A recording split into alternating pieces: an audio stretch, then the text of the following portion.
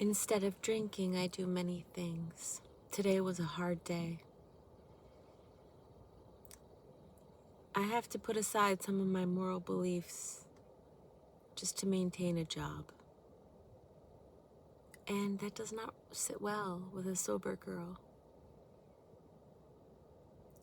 Alcohol recovery means the new me cannot stand idly by when there are injustices right in front of my eyes.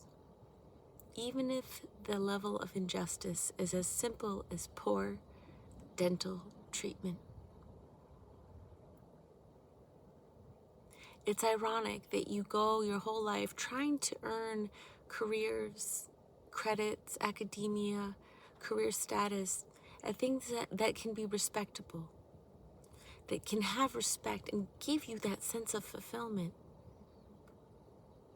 All the while, often you reach that level of expected respect and fulfillment, and you find that still, at that level, you're still just eating shit and having to do what the boss man says or the boss lady says, even though your experienced wisdom, strength, and knowledge tells you that that is wrong.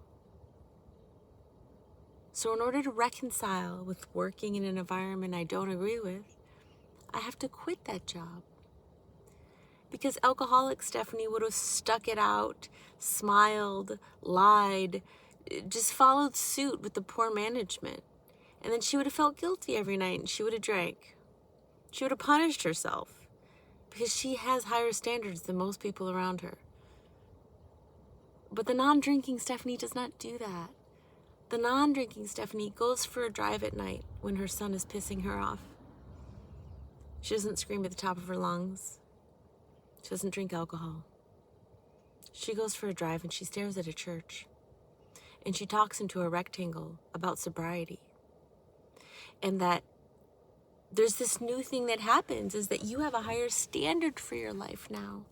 And so you will not be able to sit idly by while injustices go on. Because if you do, it will drive you to drink. And I don't want to drink because drinking is poison. Only dum-dums drink. Ethanol is for engines, not for bodies. I'm not a dum-dum. I'm an intelligent person. And I have a lot of forethought, wisdom, and knowledge to share. So it behooves me to stay calm, clear, and collected so that I can express to you the wisdoms that I've gleaned from this very difficult journey we call life. Recently, someone I love very much tried to hurt themselves. And it made me revisit that idea of self-harm. What are we trying to do with self-harm? Well, we're trying to manifest that emotional pain externally. Self-harm is just an expression of the emotional pain and turmoil that's going on inside. So if self-harm is your goal at any given moment, it's time to look inward. What needs a hug? What needs a healing? I wanted to self-harm today because that's where my addiction takes me. It takes me that inner thought, that inner story that my parents taught me that I'm worth nothing. But I did not self-harm. I self-cared. I set up boundaries. I stood true to those boundaries.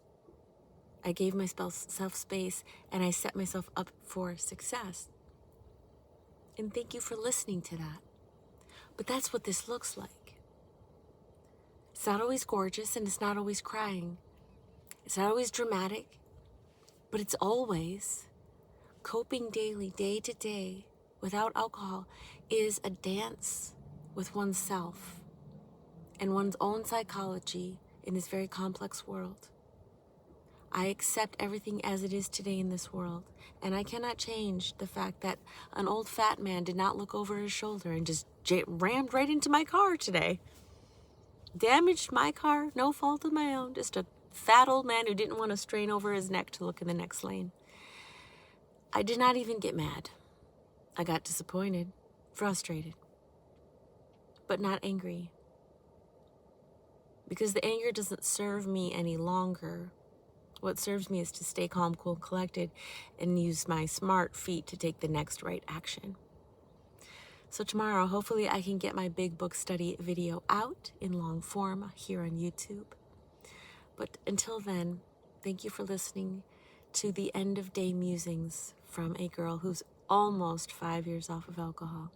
And that's because I work a program of recovery. It's not just abstinence. It's a choice every day to choose healing, growth, progress, and humility. So until next time, I hope y'all aren't drinking alcohol tonight. It's just a little bit of peppermint tea for me and a walk by the church. A church I don't believe in, but I find to be beautiful. Take what works, leave the rest behind. No drinking. Keep smiling. Namaste.